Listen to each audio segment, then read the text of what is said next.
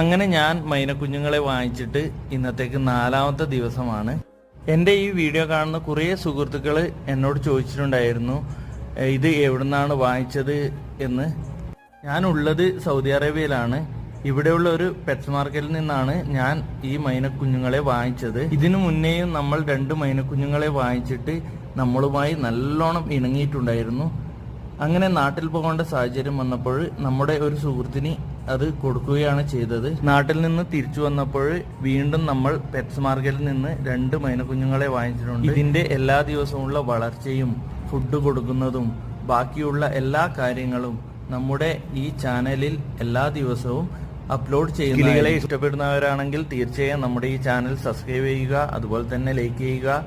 നിങ്ങളുടെ അഭിപ്രായങ്ങൾ കമന്റിൽ രേഖപ്പെടുത്തുക. എനിക്കറിയുന്ന കാര്യങ്ങൾ ഞാൻ നിങ്ങളുമായി പങ്കുവെക്കുന്നതായിരിക്കും. അപ്പോൾ നമ്മുടെ മൈനയുടെ